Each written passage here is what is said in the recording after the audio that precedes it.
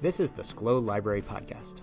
I'm Ben Drain, and joining us today is author Mermer Blakeslee. She'll be speaking with us about writing and the creative process. Mermer is the author of the novels Same Blood, In Dark Water, and When You Live by a River, the nonfiction book A Conversation with Fear, along with countless other essays, poems, and short stories. Mermer Blakeslee, thanks for speaking with us today. Thank you.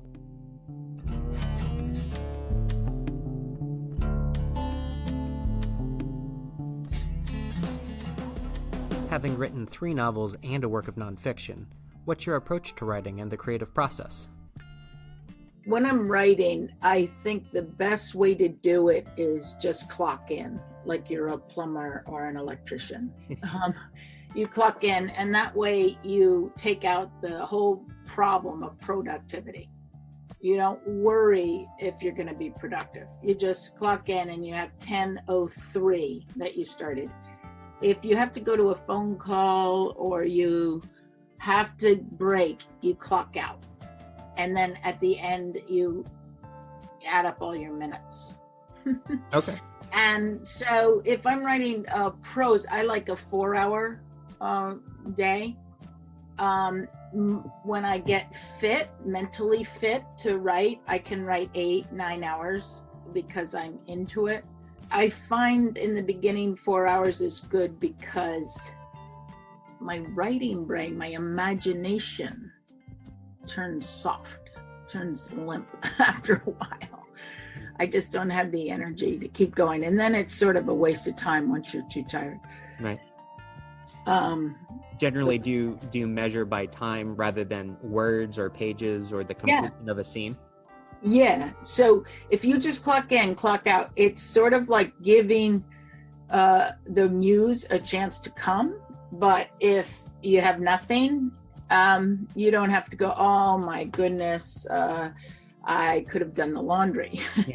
You just think, okay, I put in my time. Nothing came today. It's like planting a flower that dies. you still are, you're still engaged with the earth. One thing with creative endeavors that I have found is to begin the project as early as possible and proceed with it until I hit that first roadblock. And then, rather than fixating on the roadblock, I just step away and go about my life with those seeds planted in my brain. And somewhere in the back of my mind, it's still being worked on. Sometimes it's in the middle of taking a shower, or digging a hole for a plant in the garden, or driving to work, that the next insight might come. And it's frustrating to think that I don't command the time or place that my brain may or may not ever get itself together.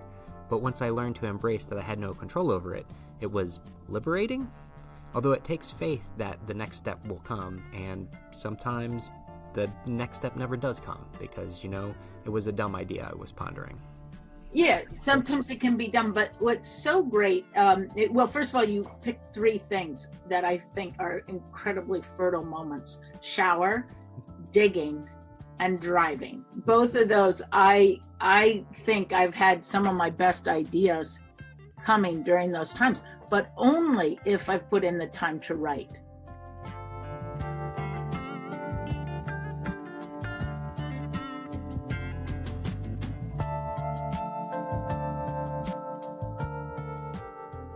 For listeners who might not be familiar with your work, can you read us a selection? I could. This is the beginning of When You Live by a River, and it's a frontispiece to the first part. When you live by a river, you never ask, what's the worst that can happen? You're always on watch, not on edge, but on watch, like standing around a cow or a workhorse if you're what Mama calls a big animal person. On account of their size, you stay alert, but easy too, not like small animal people or what she calls city, lurching between too nervous and too carefree. The river, the East Branch, was just a tributary that most of the time meandered along at her own slow pace, here and there soaking a few fields and leaving behind a layer of silt. But any moment she could rise up and show herself to be mighty. What Reverend Sims called the doings of the Lord, but what I called, being only 15, all that ain't me. Digger, who I first knew as Uncle Willis, said I called it that because I was young, still thinking I was the center of things. He was 41 years old and called it the world, but not the world you step over. He said the word hushed like it was holy, his hand rising each time. He meant the world you've got to respond to, the world that comes and shapes your life and everyone else's. Even though Digger was a man of religion, quoting out of the book, he didn't see eye to eye with Reverend Sims and wouldn't go to church. He said the Reverend treated God like one big holier-than-thou shine who blinded out everything else. And Digger's God didn't shine. He stepped right in with the others, the river when it moved mighty, the world all hushed, and what Digger called death, God speaking. Thank you.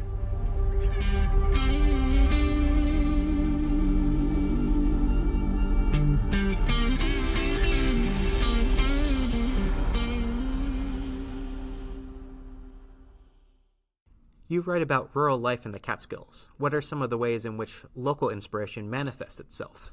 We live pretty close to the reservoir, one of the 9 reservoirs that feed New York City. And there's a lot of hatred toward the city here. And part of it comes from so much of the Catskills and this area being kind of a mini diaspora, really. 900 families had to lose not just their farm that they had for generations, just in this one reservoir, not just their homes, but their whole communities. So it was really interesting to read about the 30s and how tight they were as a town. And then just to know that the New York City came in and said, you're out of here and we'll give you almost no money for everything you not just your land, but your livelihood, everything you know. I was driving by the reservoir. I was looking at the reservoir and I thought, my next novel's under there. So when you live by a river. We will be back with author Mermer Blakeslee in a moment.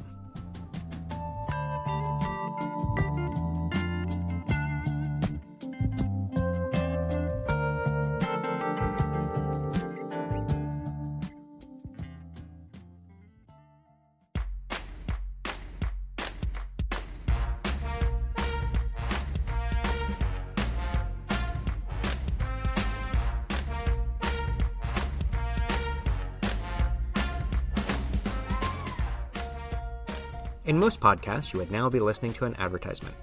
At Schlow Library, though, we have no interest in pushing you a product. We just look to nurture a culturally rich life throughout central Pennsylvania. As a point of embarkation for all lands fictional, we bring you underwriters from fiction. Promotional consideration for this episode is brought to you by 1 Hour Hot Dog. People will wait for something good. You can see the world premiere of the new 1 Hour Hot Dog's Fun on a Bun ad campaign this Thursday night on Hypnotoad's Robonica Spectacular. If what I just said strikes you as absolute nonsense, that's okay. We welcome your own brand of nonsense. If you have an underwriter from fiction you would like to see sponsor the show, send your advertisement copy to bdrain@sclowlibrary.org. That's BDRAIN@sclowlibrary.org.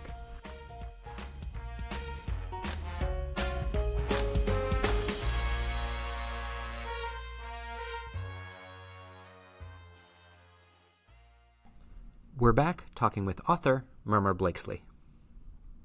Mermer, can you talk a little bit about creativity versus writing craft and the internal battle between artist and editor?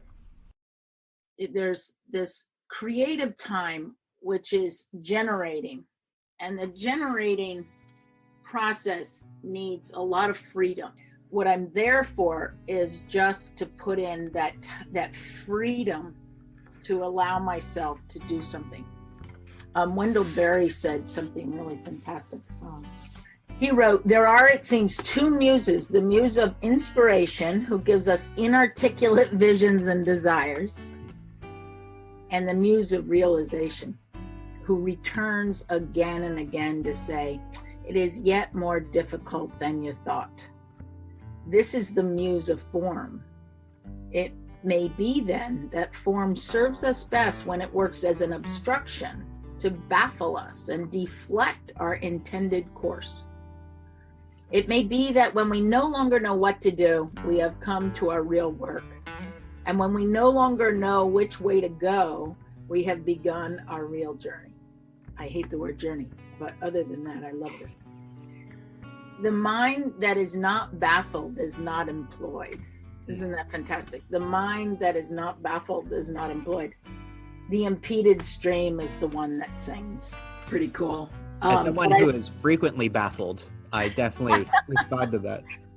Yeah, I know. It's so hard in anything to have that angst, that uncertainty.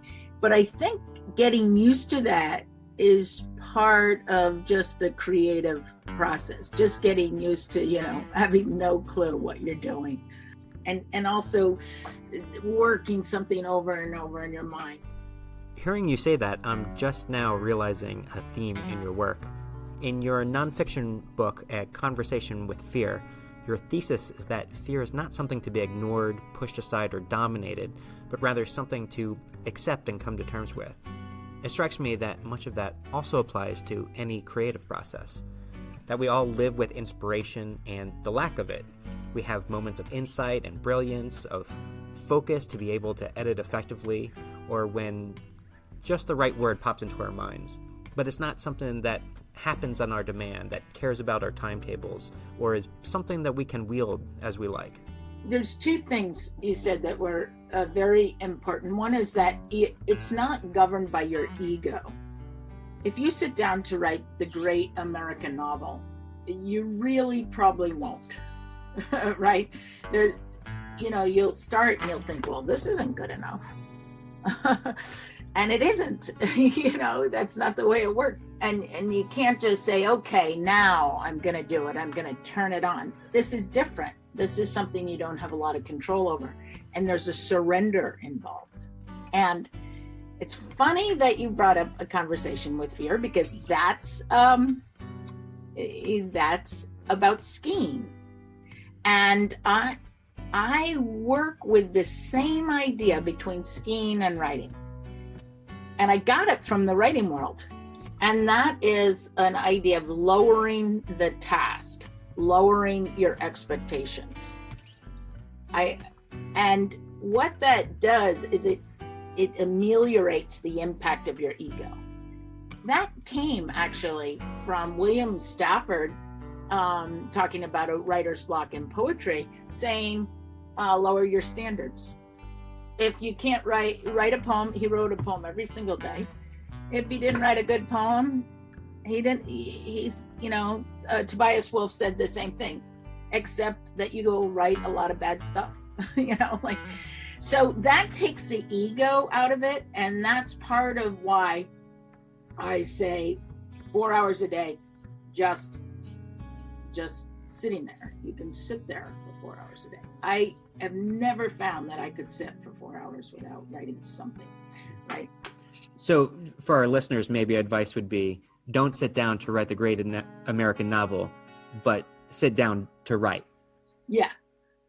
And you can give yourself a prompt. One that was good for a lot of people is to pick something that you want to describe and just describe it. You choose something and you can walk around or go outside or whatever, and then you just sit down to describe it. And that, again, it's like digging or taking a shower or driving. It deflects your mind. And you just, instead of thinking of yourself, oh, what great idea do I have within me to write, you're actually deflecting onto an object or a bird or whatever, and you say, wow, can I write this accurately? Can I describe this beautifully? And often that leads to quite a lot, even like maybe a bird inside you that's trying to get out. I mean, you don't know where it's going to go, but at least you've given yourself an in.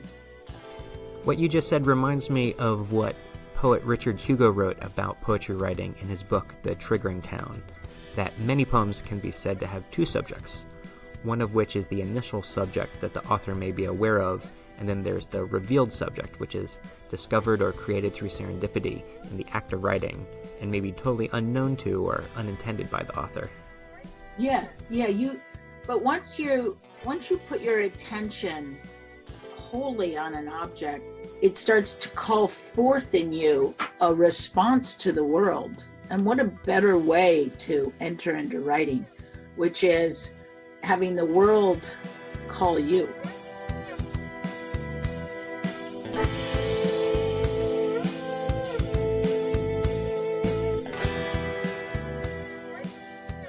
Can you share a few thoughts on transitioning from the imaginative stage of writing to refinement and editing?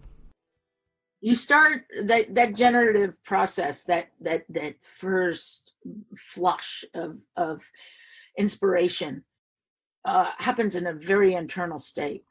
And that's why, remember, you said something like it could be a terrible idea. Yeah. But it's very internal. It makes so much sense to you, and it just sounds like, God coming to your window, and it just sounds so wonderful. And then you read it to someone and they have no clue what you're saying. Yeah. It's very important. But I think that I have made mistakes in the past of reading things too early to people. Someone said, I think I might have this here too. Edna O'Brien said, for me to write, I have to be, one, alone, and two, know that nobody is going to question me. I write the way a thief steals. It's a little covert. Fantastic. I feel that there's a solitude you need in the beginning of writing. You need to know that, you can write, I didn't say it. Yeah. You can write crap. Nobody will care. Nobody knows. You're there. You're going with it. And then you can start to bring it out. And I think a very supportive group is good at first.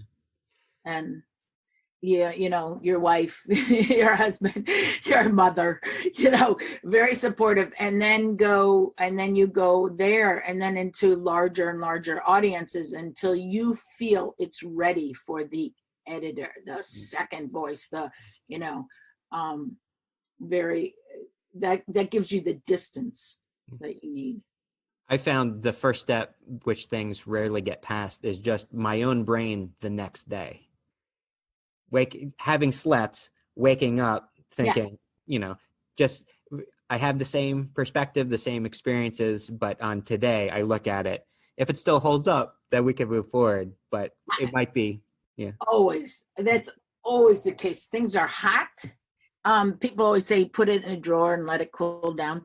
You're just, and the internal voice is taking you. You get it, you see the next day on paper and you're going, doesn't have any rhythm. What was I thinking? It's clunky. It's like, I don't know who wrote that.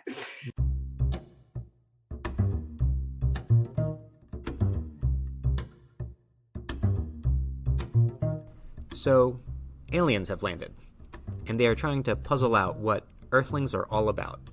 What book do you recommend to them, and why? I thought about this, and I thought I could never recommend one book because I can never recommend one of anything. My favorite flower is the one I'm looking at. I can't. My favorite book is the one I'm reading. But I thought about this question, and I did more than refusing to answer in my head. I also thought I would recommend fiction, not nonfiction. And the reason is because I feel like fiction needs a champion, but also because it's about getting into another character for 20 hours. not even a movie gets, it's 20, maybe, I don't know, I'm a slow reader, 10, 20 hours. You're inside a character or a bunch of characters. So I thought, first of all, I couldn't do one book, but I could definitely say Middlemarch, George Eliot's Middlemarch, because that's of a whole town, and you start to see how all the characters work together. And then I thought, well, you can't just have one culture. So how about also Toni Morrison, fiction by Toni Morrison? Right now I've decided to start Toni Morrison right from the beginning and read her in chronological order. Then I thought, okay, well then maybe you have to read fiction from all over the world, and so you get so I would give a bunch of books, but I think fiction would be great to start with. Great. The imagination and the internal life. Yeah. And not as so much the intellect. The intellect in a different way. Yeah. Well, you bring up an interesting point that, the theory of the mind of I know what I think, but being able to get into someone else's eyes and view things from their point of view is an important step in sentience that is inherent in fiction in a way that is not in nonfiction. So Mary Gordon wrote an incredible essay in The Atlantic called Moral Fiction. And it was about how the morality of fiction is not direct. You should not feel it's polemical. I mean, if you feel the morality of a fictional piece, it's probably not good fiction. But it cultivates morality by being indirect and oblique, just because of what you said, by moving into other characters, especially characters you abhor or are evil, but by being inside them a bit, you stretch your compassion and your empathy, and it cultivates that ability to understand the other. So I think fiction is more important for our time now than ever.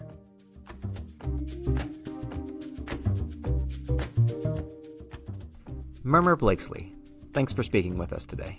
Thank you. Great. It was fun.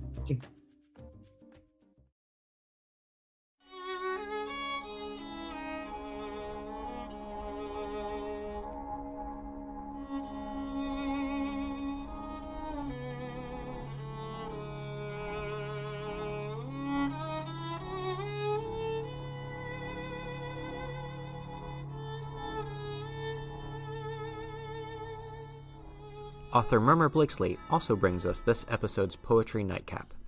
This is Learning to Love September. Once it was the month you didn't return to college, lingering in the aisles at the office supply. Now it's the month you can't harvest the corn. What you meant to plant is not in the ground. The children you love are all grown, even the ones you never had. You wander through fields while the light still lasts. Jewelweed, asters, grasses, and goldenrod. Gentians that never intended to open.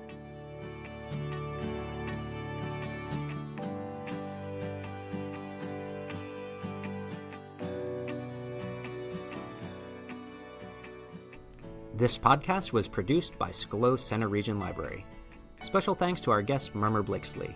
If you want to learn more about Mermer and her work, you can check her out at mermerblakesley.com. As an aside, if you are at all interested in gardening, I would recommend checking Mermer out on the Facebooks, as you will see some really great garden photography. And to grow all that in rocky Catskill soil, honestly, it's a little appalling.